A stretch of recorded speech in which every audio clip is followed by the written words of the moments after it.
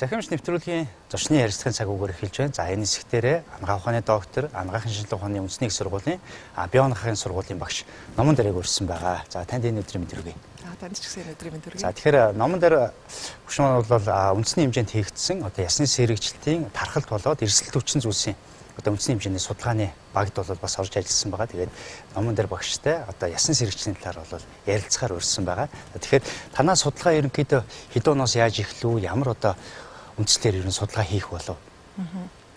За тэгэхээр манай анагаахын шинжилгээ ухааны үндэсний их сургууль бол эрүүл мэндийн яамны захиалгаар шинжилгээ ухааны технологийн сангийн санхүүжилтээр Монгол оронд анх удаа ясны сэргийлтийн тархалт болон эрсдэл хүчин зүйлсийг тодорхойлох судалгааг 2013-аас 17 онд нийт 2000 хүнийг хамруулж одоо хийгээд за үр дүнгээ аваад байгаа. Тэгэхээр энэ судалгаанд маань бол Монгол орны 4 бүс бол Улаанбаатар хотоос насанд хүрсэн хүн амыг төлөөлөх чадвартай 2000 хүнийг бол хамруулсан байна.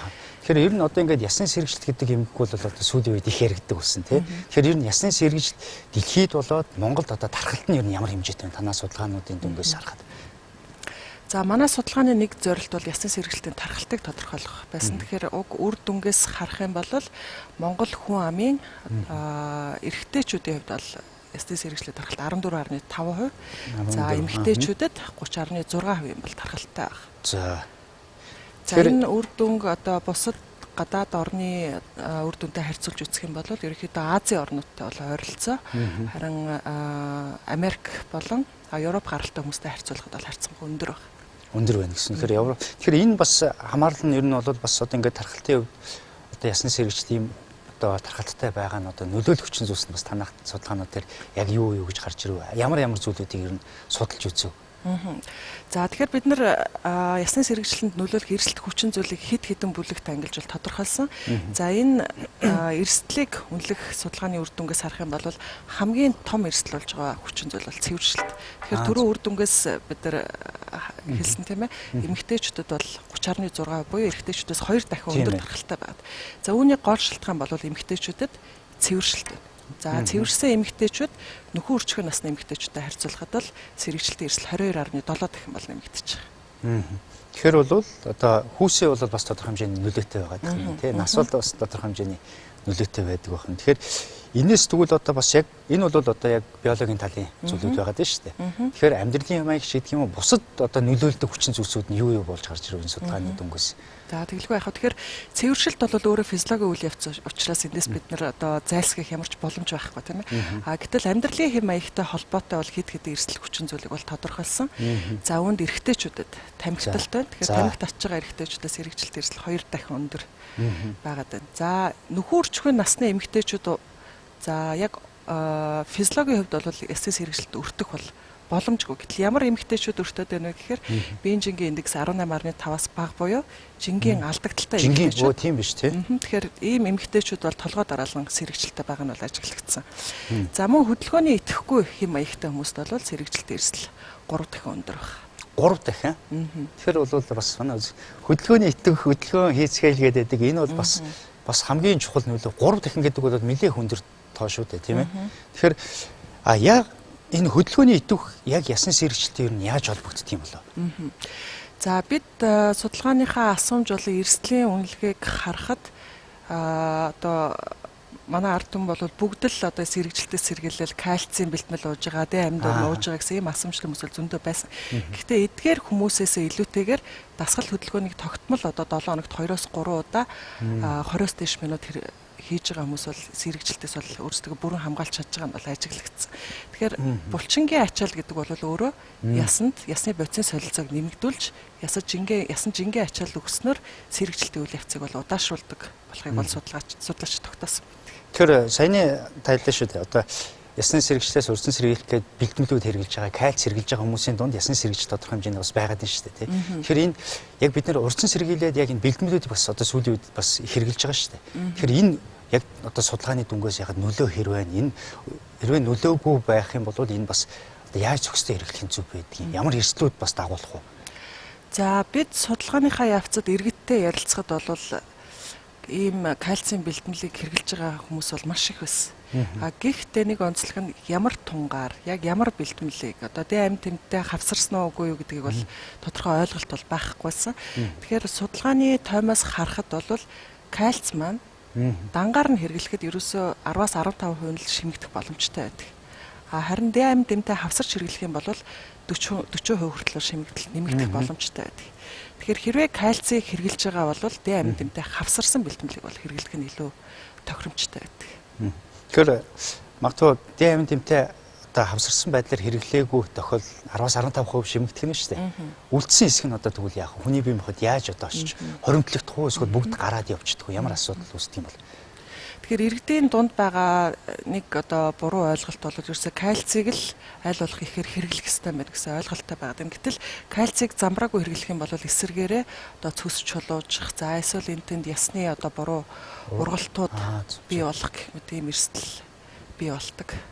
Тэгэхээр энэ нөгөө кальц гэдэг маань өөрөө эрдэс яг шимэгдэж үйл явцаа одоо бодис солилцоонд оролцохгүй бол эргээд бас энэ хоримтлууд үүсээд идэг байна шүү дээ. Тэгэхээр бол бас яг номон дээр одоо багшаа хэлж байгаагаар бол кальц бол их зохистой хэрэглэх нь байна.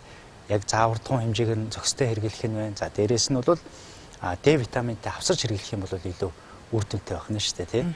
За тэгэхээр бол нэгт бол кальц бол бас иймэрхүү нөлөөтэй байгаад идэг байна.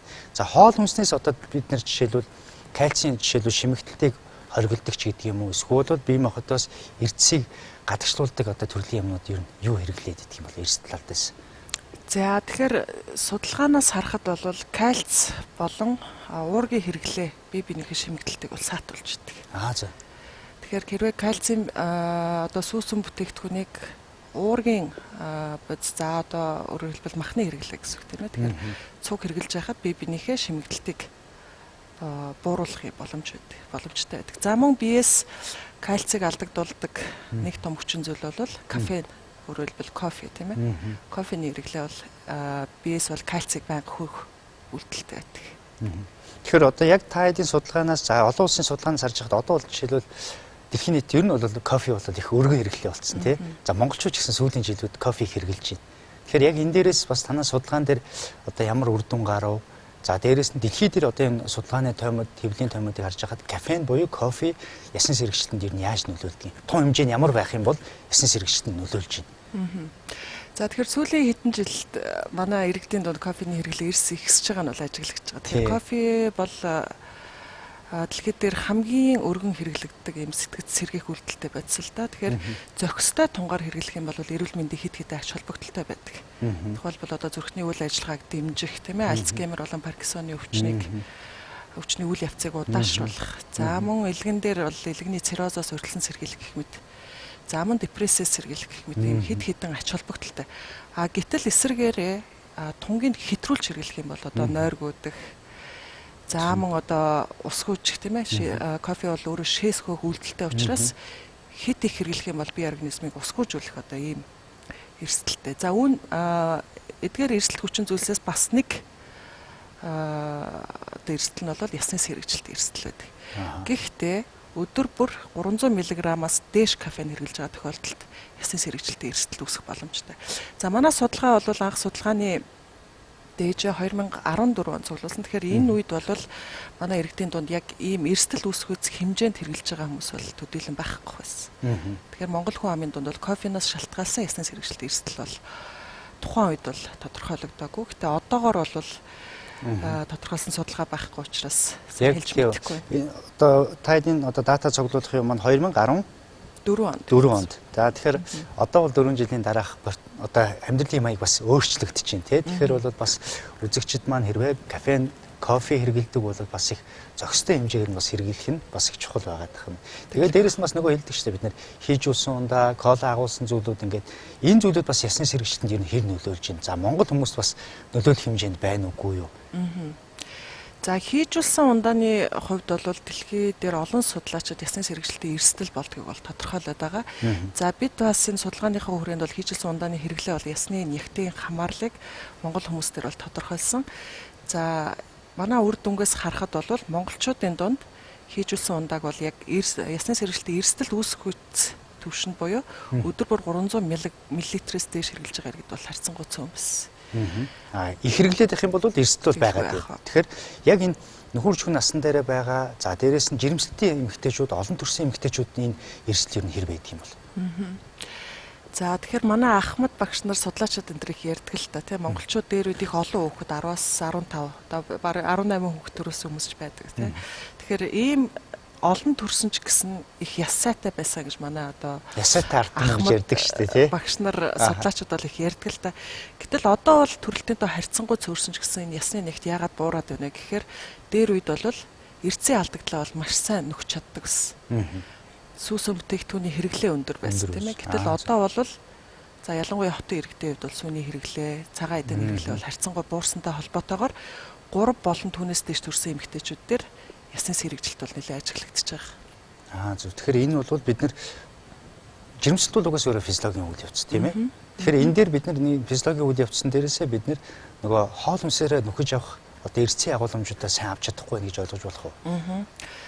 За тэгэлгүй яг. Тэгэхээр эмэгтэйчүүд жирэмслэлтийнхээ явцад одоо ургийн ясны хөгжилтэй ясыг бий болгохын үйл явцад бол маш их хэмжээний кальцийг бол алдчихад. За үүнд бол өөрийнхөө яснаас кальцийг чөлөөлөх үйл явц бол нэлээд дамгаалдаг гэж үздэг. Гэхдээ энэ хөхүүлэх болон жирэмслэлтийнхээ явцад хэрвээ кальцийгаа сайн нөхөж чадах юм бол энэ үйл явцыг бол зогсоох боломжтой. Тухайлбал одоо эрүүл за жирэмсэн биш насан турш эмэгтэйчүүдийн хувьд өдрийн хоногийн кальци хэрэглээ нь бол 800 мг гэж үздэг. Харин жирэмсэн хөхүүл үедээ бол энэ хэрэглээ 2 дахин бол нэмэгдэх ёстой. Тэгэхээр энэ хэрэглээг нэмжээж одоо эрсдээсээ бас урьдчилан сэргийлэх бүрэн боломжтой байх нь тий. За ингээд одоо ясны сэргийлэлтийн тархалт за эрсдэл хүчин зүйлсийн одоо үндэсний хэмжээнд хийгдсэн судалгааны дүнгээсээ танилцуулсан за анагаах ухааны доктор, анагаахын шинжилгээ ухааны үндэсний их сургуулийн одоо био анагаахын сургуулийн багш Номон Дартай баярлалаа. Бидний урилгыг хүлээж авч ирж судалгааны дүнгээсээ танилцуулсанд баярлалаа. За баярлалаа. Танай хамт олондоос амжилт хүсье.